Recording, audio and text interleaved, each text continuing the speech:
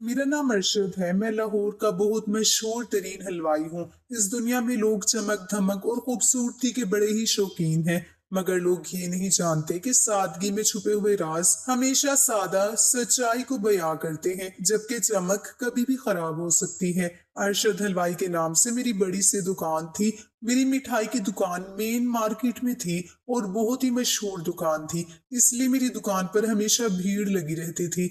मैं सुबह अपने वर्कर के साथ मिलकर खुद ही मिठाई बनाया करता था, क्योंकि हमारे यहाँ की मिठाई देसी घी से बनती थी और हमारे यहाँ साफ सफाई का बहुत ज्यादा ध्यान रखा जाता था। इसलिए सारी ही ताजा मिठाई शाम तक खत्म हो जाया करती थी। शाम के 4 बजे मेरी दुकान पर गरम गरम समोसे पकोड़े बिकते थे, जबकि दूध दही ये तो सारा दिन ही मिलते थे।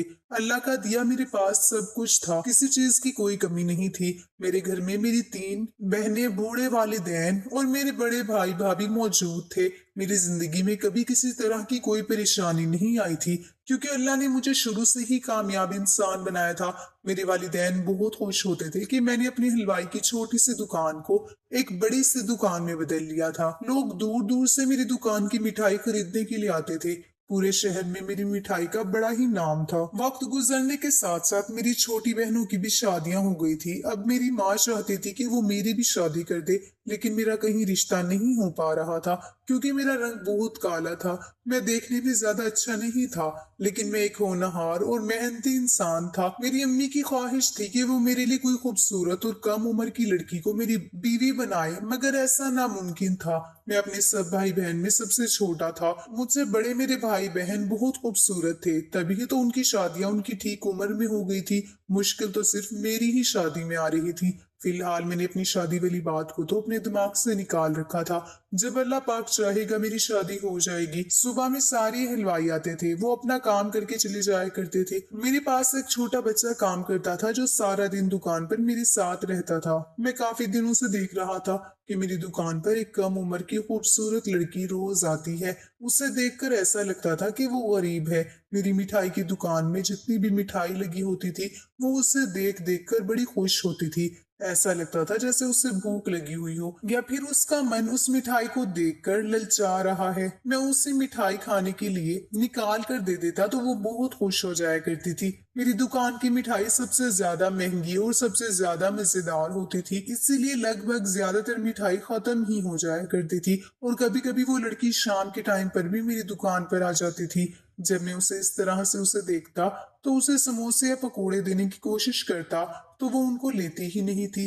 बड़ी ही अजीब लड़की थी। कई बार तो वो हर रोज मेरी दुकान पर आती थी, और कभी कभी ऐसा होता था कि कई कई दिन गुजर जाते थे, वो लड़की मुझे कहीं नजर तक नहीं आती थी। अपनी दुकान मेन मार्केट में थी, इसलिए वो नहीं बल्कि ना जाने कितने भिखारी लोग मेरी दुकान पर मिठाई फ्री में मांगने के लिए आ जाते थे। मैं उन लोगों को दुखी नहीं करता था। कभी मैं उनको पैसे दे दिया करता, तो कभी अपनी दुकान से निकाल कर थोड़ी बहुत मिठाई उनको दे दिया करता था। कई दिन इसी तरह से गुजर गए थे, जब मेरी माँ ने मुझे एक बहुत बड़ी खुशखबरी सुनाई थी। उन्होंने कहा था कि बेटा, मेरी ख्वाहिश पूरी हो गई। मैं तेरे लिए जैसी लड़की की तलाश कर रही थी, वैसी ही लड़की मुझे मिल गई है। माँ की बात सुनकर मुझे बड़ी हैरानी हुई थी कि आखिर ऐसा भी क्या हो गया। माँ कहने लगी कि तू नहीं जानता, मैंने एक लड़की देखी है, गरीब खानदान की है, मगर बेहद खूबसूरत है। उसकी खूबसूरती के आगे सब फेल हैं। मुझे अपने बेटे के लिए ऐसी ही बीवी चाहिए थी। माँ की बात सुनकर मैंने फौरन कहा कि माँ, तुम खुद से ये बात बना रही हो या सच में मेरा रिश्ता कहीं तय कर दिया है? माँ कहने लगी कि नहीं नहीं, मैं खुद से ये बात क्यों बनाऊंगी। लड़की के माँ बाप ने रिश्ते के लिए हाँ कर दी है। मैंने लड़की के वालिदैन को तेरे बारे में बताया, तो उन्होंने इस रिश्ते के लिए फौरन ही हाँ कर दी थी। उन लोगों को तो तुझे देखने की भी जरूरत नहीं पड़ी, क्योंकि उनके यहाँ तेरी ही दुकान से मिठाई जाती है। तुझे तो शहर का हर इंसान जानता है। लड़की का बाप तो बहुत खुश था। आखिरकार वो समझ गए थे कि हमारा बेटा बहुत अच्छा कमाता है, उनकी बेटी हमारे घर में बहुत खुश रहेगी। तभी तो फौरन ही उन्होंने अपनी बेटी का हाथ तेरे हाथ में देने का फैसला कर लिया है। वो जल्द ही शादी करना चाहते हैं। मैंने तो सोच लिया है कि कल ही मैं सब लोगों को उनके घर लेकर जाऊंगी। बहू के लिए सोने की अंगूठी और कुछ कपड़े वगैरह लेकर चली जाऊंगी, ताकि रिश्ता पक्का कर सकूं। माँ की बात सुनकर मुझे अपने कानों पर यकीन नहीं हो रहा था। मुझे तो ऐसा लग रहा था जैसे माँ मुझसे मजाक कर रही है। मगर मेरी भाभी ने बताया कि माँ बिल्कुल सही कह रही है, लड़की सच में बहुत खूबसूरत है। लड़की के घर वाले तो अपने आप को बहुत खुशकिस्मत समझ रहे हैं कि उनकी बेटी के लिए अरशद का रिश्ता आया है, उस अरशद का जिसकी मिठाई का जायका हर इंसान की जुबान पर है। भाभी ने जब मुझे पूरी बात बताई तो मुझे उस बात पर यकीन हुआ था। मैं बहुत खुश था। आखिरकार खूबसूरत बीवी का अरमान तो हर कोई रखता है। मैं तो वैसे भी किसी खूबसूरत लड़की को देख लेता तो कहीं खो सा जाता था और अपने आप को कोसने लगता था कि अगर मैं स्मार्ट लड़कों में से होता तो मैं फौरन ही उस लड़की को प्रपोज कर देता। किसी भी खूबसूरत लड़की को देखकर मुझे मजबूरन अपने अरमान दबाने पड़ जाते थे, लेकिन अब मैं खुश था कि मेरी जिंदगी में खूबसूरत लड़की शामिल होने वाली है। मेरी माँ ने मुझे उस लड़की की फोटो दिखाई तो मैं और भी ज्यादा खुश हो गया था, क्योंकि मुझे उम्मीद ही नहीं थी कि मेरी जिंदगी में इतनी खूबसूरत लड़की आ जाएगी। एक महीना मेरी मंगनी को हो गया था और मेरी माँ अब तक उसके लिए ना जाने कितने गिफ्ट्स लेकर जा चुकी थी, क्योंकि जब मेरे बड़े भाई की शादी हुई थी उन्होंने मेरी भाभी का लेन देन भी कुछ इसी तरह से किया था। और अब तो उनके छोटे और लाडले बेटे की शादी होने जा रही थी, इसलिए वो और भी ज्यादा खुश थी। मेरी पूरी फैमिली मेरी शादी की बहुत खुशियां मना रही थी और फिर मेरी शादी का भी वक्त आ गया था। मेरी शादी खूब धूमधाम से हुई थी। लड़की के घर वाले मुझे अपना दामाद बनाने पर बहुत खुश थे। वो लोग गरीब थे, इसलिए अपनी तरफ से उनसे शादी में जितना हो सका था उन्होंने उतना ही इंतजाम किया था। इस चीज को लेकर हमें भी कोई परेशानी नहीं थी। वैसे भी हमें सिर्फ और सिर्फ लड़की से मतलब था, उसके खानदान वालों से नहीं। मेरी बीवी रुखसत होकर मेरे घर आ गई थी। मेरी शादी पर घर बहुत अच्छे से सजाया हुआ था। मेरी बीवी को मेरे कमरे में भेज दिया गया था। शादी वाले दिन मेरी खुशी के तो ठिकाने ही नहीं थे। मैं अपने कमरे की तरफ जा रहा था और सोच रहा था कि आज के बाद मेरी जिंदगी बदल जाएगी। मेरी जिंदगी में इतनी हसीन लड़की जो आ गई है। मैंने सोच लिया था कि मैं अपनी बीवी को मलका बनाकर रखूंगा। मुझे पैसों की तो कोई कमी नहीं थी। मेरी बीवी मुझसे जैसा कहेगी मैं उसके लिए वो सब कुछ करूंगा। मैंने उसके लिए बहुत सारे गिफ्ट्स भी खरीदे थे। जब मार्केट गया था तो मुझे समझ ही नहीं आ रहा था कि मैं उसके लिए क्या गिफ्ट लूं, लेकिन मुझे लड़कियों के सामान में जो जो चीज याद आ रही थी मैंने वो सारा ही सामान अपनी बीवी को गिफ्ट करने के लिए खरीद लिया था। मेरे लिए तो ये सारा सामान लेना कोई मामूली बात नहीं थी, लेकिन मैं अपनी बीवी की ख्वाहिश पूरी करने के लिए कुछ भी कर सकता था। मुझे पूरी उम्मीद थी कि मेरी बीवी को ये सब कुछ बहुत पसंद आएगा, वो उसको देखकर खुश हो जाएगी। जूते, कपड़े, चूड़ियां, ये सारी चीजें लड़कियों को बहुत पसंद होती हैं।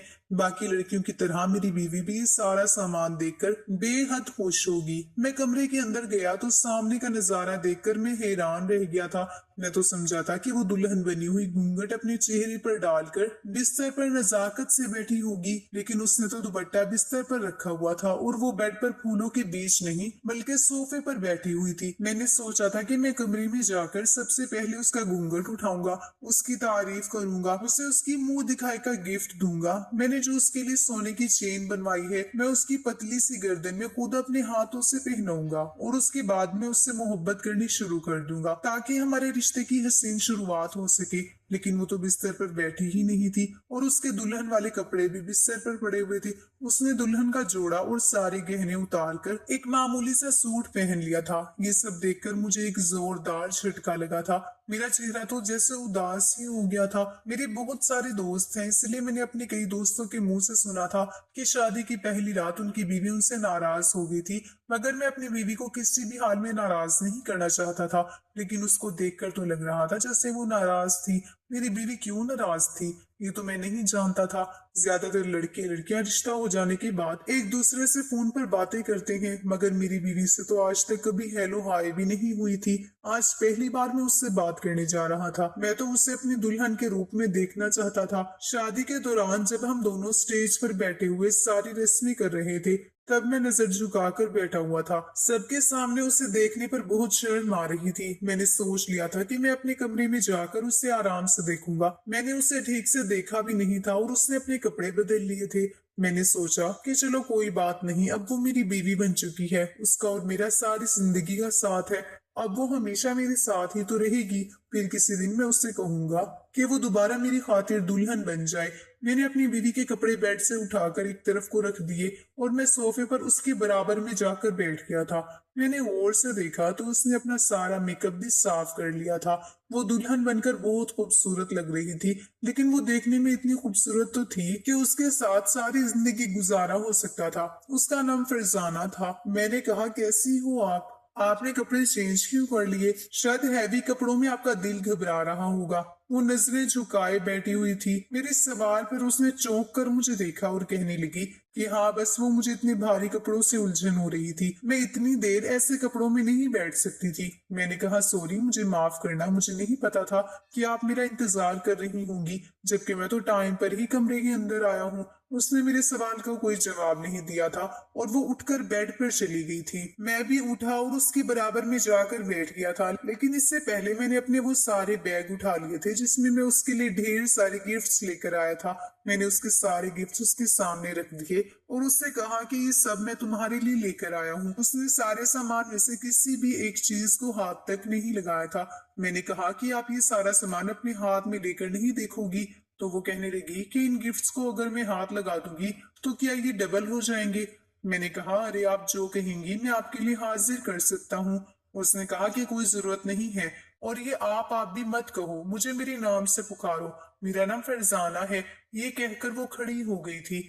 मैंने कहा कि चलो ये तो और भी अच्छी बात है, मुझे तुमसे तकल्लुफ नहीं करना पड़ेगा। ठीक है, मैं तुम्हें तुम कहकर पुकारा करूंगा। तुम जरा ये गिफ्ट खोल कर देखो, मैं तुम्हारे लिए लेकर आया हूँ। आओ यहाँ बैठो मेरे पास। वो मेरी बात सुनकर कहने लगी कि मुझे तुम्हारे पास बैठने का कोई शौक नहीं है। मैं सब जानती हूँ कि तुम ये हरकतें क्यों कर रहे हो। मैंने कहा कि कैसी हरकतें? ये हरकतें ना करूं तो और कैसी हरकतें करूं? तुम मेरी बीवी हो, आज हमारी शादी हुई है। उसने कहा कि मैं ये बात आपको पहले दिन से ही सीधे तरीके से बता देना चाहती हूँ कि ये शादी मेरी मर्जी से नहीं हुई है। मेरे वालिदैन ने जबरदस्ती मेरी शादी तुम्हारे साथ की है, वरना मुझे क्या पागल कुत्ते ने काटा था कि मैं एक बदशक्ल लड़के से शादी करती। कहाँ मैं खूबसूरत गोरी चिट्टी कम उम्र की लड़की, और कहाँ तुम काले रंग के पक्की उम्र के इंसान हो। मेरे वालिदैन ने मेरी शादी तुम्हारे साथ सिर्फ इसीलिए करवाई क्योंकि वो गरीब लोग हैं, और गरीबों की बेटियों की शादी गरीबों में ही होती है। अगर उनकी बेटी के लिए किसी अमीर खानदान से रिश्ता आ जाता है तो वो लोग अपने आप को बहुत खुशकिस्मत समझते हैं। मेरे वालिदैन भी तुम्हें अपना घर का दामाद बनाकर बहुत खुश हैं। मुझ तो कोई भी खूबसूरत लड़का मिल सकता था। मेरे वालिदैन ने मेरी शादी सिर्फ तुम्हारा पैसा देखकर की है, लेकिन मुझे तुम पसंद नहीं हो और मैं तुम्हें अपना शोहर कभी कबूल नहीं करूंगी, इसलिए मुझसे दूर रहना। ये मत समझना कि मेरी तुमसे शादी हो गई है तो तुम मेरे साथ जो चाहो वो कर लोगे। मैं कोई मोम की गुड़िया नहीं हूँ जिसे तुम इस्तेमाल करते रहोगे और वो खामोश रहेगी। उसकी ऐसी बातें सुनकर मेरे दिल को एक अजीब सी ठेस पहुंची थी, मगर फिर भी मैंने अपने चेहरे पर मुस्कुराहट सजाई हुई थी। मैंने कहा कि अच्छा ठीक है, तुम जैसा चाहती हो वैसा ही होगा।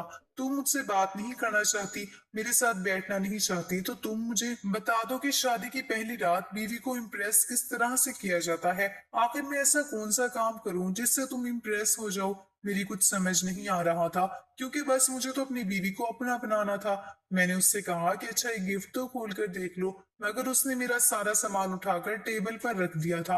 अब मैं खामोश रहने के अलावा कुछ नहीं कर सकता था, इसलिए मैं बिस्तर पर लेट कर सो गया था। मैंने बड़ी मुश्किल से खुद पर कंट्रोल किया था। मेरी फितरत ऐसी भी नहीं थी कि मैं उसके साथ जबरदस्ती कर लेता, इसीलिए मैं अपनी बीवी के सामने खामोश रहने लगा था। धीरे धीरे फरजाना ने मेरी मोहब्बत का फायदा उठाना शुरू कर दिया था। अगली सुबह उसने तैयार होने से भी इनकार कर दिया था और नाश्ता भी मेरे साथ बैठकर नहीं किया था। मैं घर में बोर हो रहा था। जब मेरा घर में कोई काम नहीं था तो मैं अपनी दुकान पर ही चला गया था। मैंने सोचा कि शादी के अगले दिन ही नहीं बल्कि मैं शादी के पूरे एक हफ्ते तक छुट्टी करूंगा, अपनी बीवी के साथ शादी के हसीन पल गुजारूंगा। लेकिन मेरी बीवी तो मुझसे बात तक करना पसंद नहीं करती थी, इसलिए मैं दुकान पर चला गया था। वहां पर मुझे सब लोग देखकर हैरान हो रहे थे और कहने लगे कि तुम्हें दुकान खोलने की इतनी भी क्या जल्दी हो रही थी? तुम्हें अपनी बीवी पर ध्यान देना चाहिए था, उसको वक्त देना चाहिए था। शादी के नए नए दिनों की बात ही कुछ अलग होती है, बाद में ये दिन लौट कर नहीं आते। अब मैं उन लोगों को क्या बताता कि मैं किस परेशानी में उलझा हुआ था। शाम का टाइम हुआ तो मैं दुकान पर अकेला बैठा हुआ था, जब वही जवान लड़की आकर मेरे सामने खड़ी हो गई और मिठाई को बड़े गौर से देखने लगी। उसको देखकर ऐसा लग रहा था जैसे उसके मुंह में पानी आ रहा है। आज मैं अपनी बीवी की वजह से परेशान था, इसलिए मैंने उसे गुल्लक से निकाल कर पैसे दे दिए, मगर उसने पैसे लेने से इनकार कर दिया था और फिर वो वहां से चली गई। शाम को मैं जल्दी दुकान बंद करके वापस घर आया तो मेरे घर में एक अजीब सा हंगामा मचा हुआ था। मेरी बीवी ने मेरी बहनों के साथ बदतमीजी की थी मेरी बहनें जो मेरी शादी की खुशी में मेरे घर पर आई हुई थी, मेरी बीवी से झगड़ा होने के बाद वो गुस्से में मेरे घर से चली गई थी। वो अभी और घर पर कुछ दिन रहना चाहती थी क्योंकि अपनी नई भाभी के साथ भी कुछ दिन गुजारना चाहती थी। माँ भी इस बात पर बहुत नाराज थी क्योंकि आज से पहले कभी हमारे घर में औरतों के बीच लड़ाई नहीं हुई थी। भाभी का कहना था कि फरजाना ने आज घर की सभी औरतों से जबान लड़ाई है। मेरी भाभी ने भी कभी किसी से बदतमीजी नहीं की थी और मेरी बीवी ने पहले ही दिन अपनी तरफ से सबका दिल दुखा दिया था। उसने घर का काफी सारा जरूरी सामान भी उठाकर फेंक दिया था, जिसकी वजह से घर में चारों तरफ सामान बिखरा पड़ा था। घर की सफाई मेरी भाभी कर रही थी जबकि माँ सर पकड़कर बैठी हुई थी। मेरी बीवी मुझ पर और मेरे घर वालों पर अपना रोब जमाने की कोशिश कर रही थी। फिर मुझे पता चला कि वो तो बगावत कर रही है क्योंकि वो बगावत पर उतर आई है। वो तो इस रिश्ते को निभाना ही नहीं चाहती थी, वो तो बदला ले रही थी। शायद इस बात का उसके वालिदैन ने उसकी पसंद को अहमियत नहीं दी थी, लेकिन इसका बदला वो मुझसे क्यों ले रही थी। मैंने उसे प्यार से समझाया था। मैंने बहुत सी वीडियो देखी थी कि औरत के सामने नरमी से पेश आने पर औरत तुम्हारे साथ भी अच्छे तरीके से पेश आती है। मैं भी उसे प्यार मोहब्बत से सब कुछ समझा रहा था। मैंने कहा कि देखो, ये अब तुम्हारा घर है और हमारी शादी हो गई है। रहना है तो तुम्हें अब मेरे साथ ही रहना है। उसने कहा कि शादी हो गई है इसका मतलब ये तो नहीं कि हम हमेशा एक साथ रहेंगे, बीच का भी तो कोई रास्ता निकल सकता है। मैंने कहा क्या मतलब बीच का कोई रास्ता निकल सकता है? तुम आखिर कहना क्या चाहती हो? शादी के दूसरे दिन ही तुमने इतना हंगामा कर दिया। वो कहने लगी, मेरा मानना है कि जब लड़की की शादी जबरदस्ती उसकी मर्जी के खिलाफ कर दी जाए तो उसे अपने ससुराल जाने के बाद कुछ ऐसा ही करना चाहिए। जो मैं कहना चाहती हूँ वो बात तुम बहुत अच्छे तरीके से समझ गए हो, तो फिर ऐसा करते क्यों नहीं हो? उसकी बात सुनकर मैं घबरा गया था। मैंने कहा, तुम पागल हो गई हो? क्या तुम चाहती हो कि मैं तुम्हें तलाक दे दूं? हम इसके अलावा तो कोई और रास्ता भी निकाल सकते हैं ना? उसने कहा कि मुझसे दूर जाने का तुम्हारे पास इसके अलावा और कोई रास्ता नहीं है। मैंने कहा कि खामोश हो जाओ, मैं ऐसा करने के बारे में सोच भी नहीं सकता। उसने कहा, तो फिर ठीक है, मैं तुम्हारे साथ नहीं रहना चाहती। मैंने कहा कि देखो, आखिर मुझ में क्या कमी है, मैं तुम्हें बहुत खुश रखूंगा। उसने कहा, लेकिन मेरी खुशी तुम्हारे साथ नहीं है। मैं शादी से पहले किसी और लड़की को पसंद करती थी। इससे पहले मेरे घर वालों को मेरी पसंद के बारे में पता चलता, उस दौरान तुमने मेरे घर रिश्ता भेज दिया। मेरे घर वाले तुम्हारे रिश्ते से बहुत खुश हुए और इस तरह मेरी तुम्हारे साथ शादी हो गई। यही वजह है कि मेरे दिल में तुम कभी जगह नहीं बना सकते।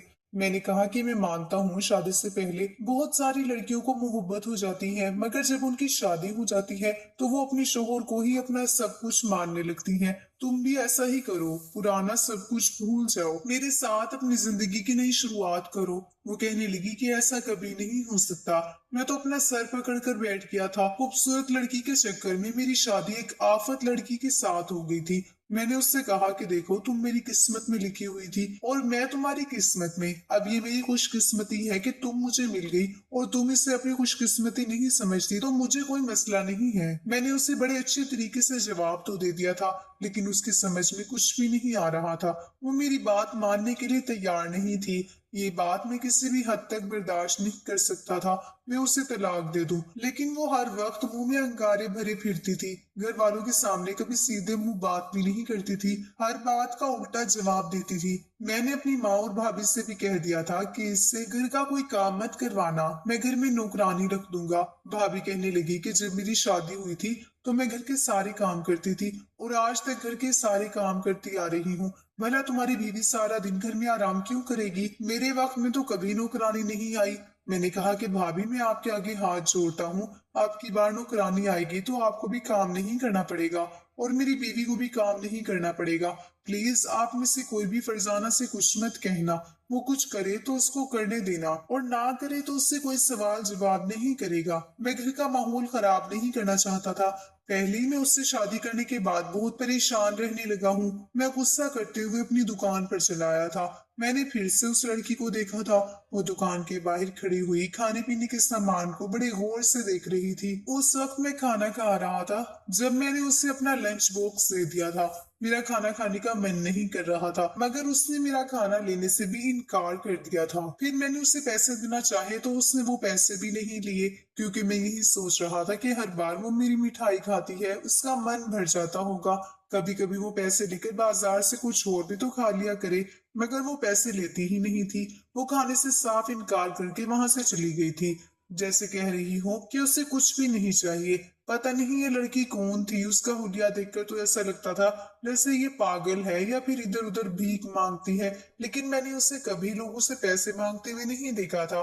अब मैं समझा था कि उसे मेरी दुकान की मिठाई पसंद है। उसके जाने के बाद मैं अपनी बीवी के बारे में सोचने लगा था कि मैं अपनी बीवी के लिए क्या नहीं करता और उसकी हर बात मानता हूँ, फिर भी वो मुझसे खुश नहीं होती। मेरे हिसाब से वो बहुत खुशकिस्मत थी जिसे इतना प्यार करने वाला शोहर मिला था। मैं तो उसके मुंह से निकली ये बात भी बर्दाश्त कर गया था कि वो शादी से पहले किसी और से प्यार करती थी।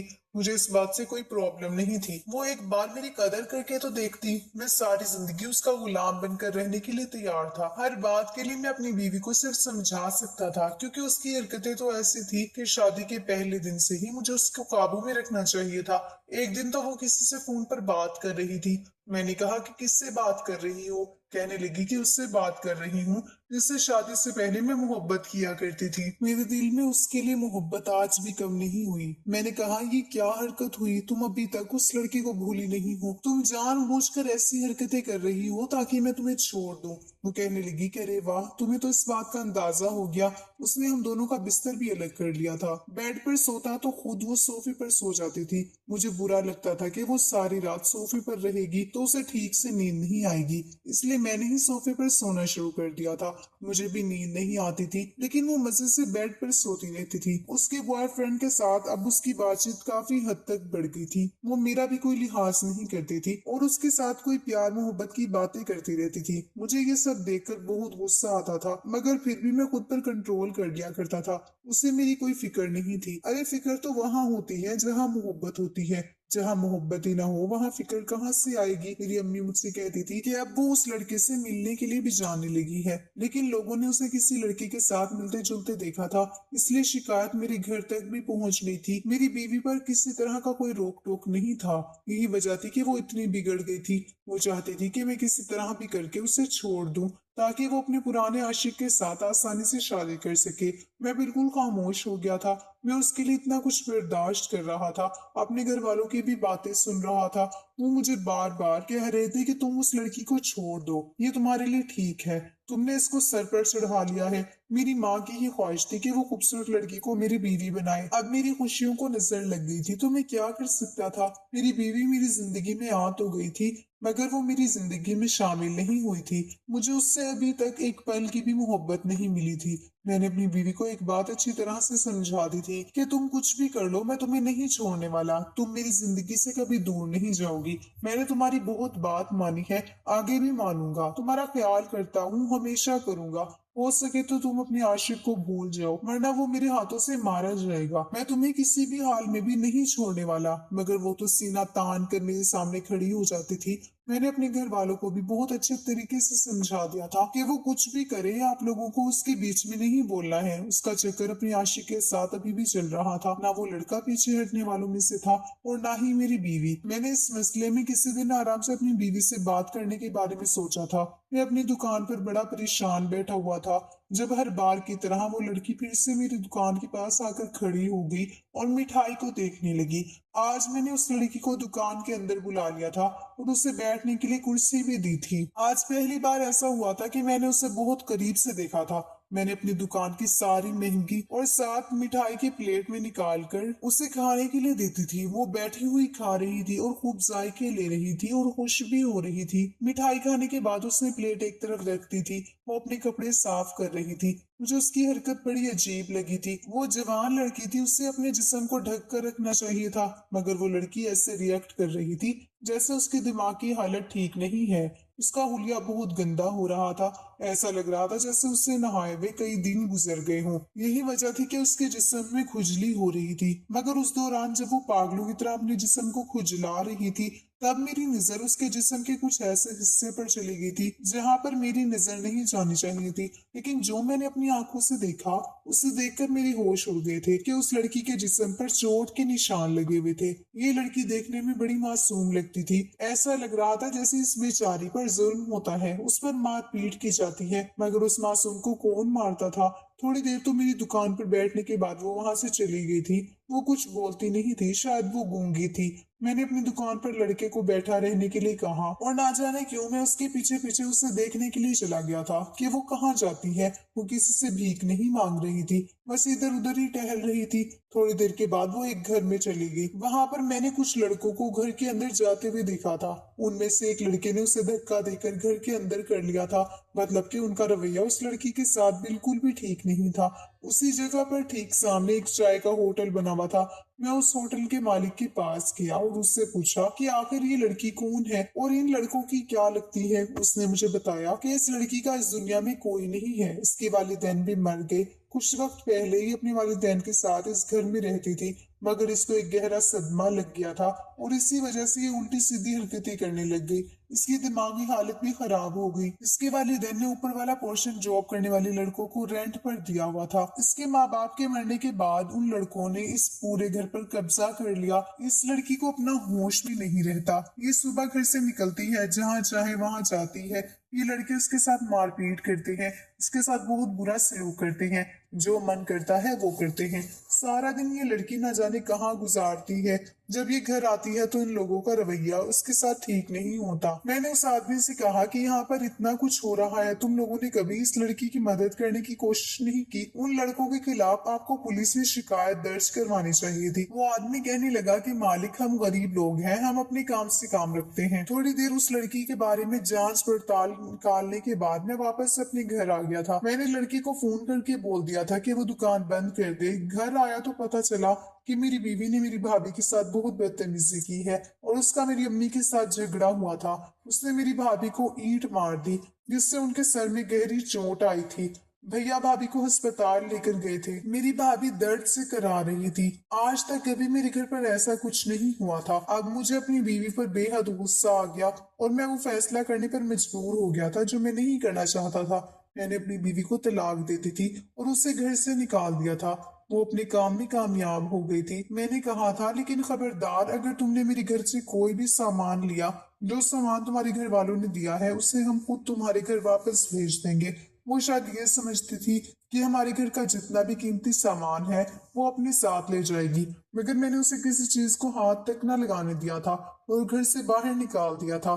भाभी अभी भी अस्पताल में एडमिट थी। कुछ दिनों के बाद भाभी घर आ गई थी। मेरी बीवी के जाने के बाद घर में एक अजीब सा सुकून फैल गया था, क्योंकि उसने मेरी भाभी, मेरी बहनों और माँ को तंग किया हुआ था। जिस दिन से मेरी शादी हुई थी, मेरी बहनें फरजाना की वजह से घर में आती ही नहीं थी। कुछ दिन इस तरह से गुजर गए थे। फिर मैंने एक नया काम करने का फैसला कर लिया था। मैंने अपनी एक मीडिया रिपोर्टर दोस्त को कहा और पुलिस को भी फोन कर दिया था और अपने बाकी भी कुछ दोस्तों को बुला लिया था। मैं उन सबके साथ उस लड़की की मदद करने के लिए चला गया था, क्योंकि उस लड़की की कहानी सुनकर मुझे बहुत अफसोस हुआ था। अकेली लड़की का तो इस जमाना वैसे भी बहुत फायदा उठाता है। उस लड़की की तो दिमागी हालत भी ठीक नहीं थी, उसे किसी की मदद की जरूरत थी। इसलिए मैं उसकी मदद करने के लिए सबके साथ उसके घर पहुंच गया था। उस लड़की से पूछा गया कि ये लड़के तुम्हारे साथ क्या करते हैं। मेरे रिपोर्टर दोस्त ने उनसे बहुत सारे सवाल किए थे। वो लोग साफ मुकर रहे थे कि उन्होंने कुछ भी नहीं किया, मगर उस लड़की के जिस्म पर लगे निशान ये गवाही दे रहे थे कि उसके साथ मारपीट की जाती थी। पुलिस वहां पर आई तो पुलिस ने भी उन सारे लड़कों को अरेस्ट कर लिया था और उस लड़की से जब प्यार से सवाल जवाब किए गए तो उसने लड़कों के बारे में बताया कि वो उसके साथ रात को बदतमीजी करते हैं और उसको मारते पीटते भी हैं। घर की तलाशी ली गई तो घर से सिगरेट के पत्ते, शराब की बोतलें भी बरामद हुई थी। वो लोग रात को नशा करने के बाद उस लड़की का इस्तेमाल करते थे। सारा दिन ये लड़की इधर उधर भटकती रहती थी। उन लोगों ने उसके माँ बाप के घर पर भी कब्जा कर लिया था। लड़की का इलाज अस्पताल में चल रहा था। मैंने उस लड़की के इलाज की जिम्मेदारी ली थी और सब लोगों के सामने उस लड़की से शादी करने को कहा था। और पुलिस ने कहा था कि जब तक इस लड़की की दिमागी हालत ठीक नहीं हो जाती, तुम्हारी इसके साथ शादी नहीं हो सकती। मैं उस लड़की के ठीक होने का इंतजार कर रहा था और फिर कुछ वक्त के बाद अल्लाह के करम से वो लड़की ठीक भी हो गई थी। मैंने उसकी मर्जी के साथ उससे शादी कर ली थी। लेकिन उसी दौरान मुझे फरजाना के बारे में पता चला था कि जिस लड़के के साथ उसका अफेयर चल रहा था, मेरे घर से जाने के बाद वो उसके पास चली गई थी। लेकिन उसने पूरे 3 महीने तक उसका इस्तेमाल किया, उससे शादी नहीं की और फिर वो उसे छोड़कर चला गया। फरजाना अब दर दर की ठोकरें खा रही है। उसके घर वाले भी उससे अब कबूल करने के लिए तैयार नहीं है। जिस लड़के के लिए उसने मुझे छोड़ा था वही लड़का उसे पूरी तरह से बर्बाद करके चला गया था। मेरी बीवी अब मेरे घर में आ चुकी है। वो मेरी माँ का बहुत ख्याल रखती है और घर के भी सारे काम करती है। मेरे घर में उसके आने के बाद बहुत सुकून हो गया है और बहुत खुशहाली छाई हुई है। मैं उसकी हर ख्वाहिश को पूरा करता हूँ। आखिरकार वो बेचारी ना जाने कब से अच्छी जिंदगी के लिए तरसी हुई थी। वो मजीद उन लड़कों के साथ रहती तो वो लड़के ना जाने उसका क्या करते। पहले ही वो उसका काफी इस्तेमाल कर चुके थे। मेरी बीवी को आज भी अपनी पुरानी जिंदगी के बारे में याद आता है तो वो बहुत रोती है कि आपकी वजह से ही आज मैं सही सलामत जिंदगी गुजार रही हूँ, वरना मैं पूरी तरह से पागल हो जाती। फरजाना ने मेरे साथ जो किया उसकी सजा उसको अल्लाह ने दे दी।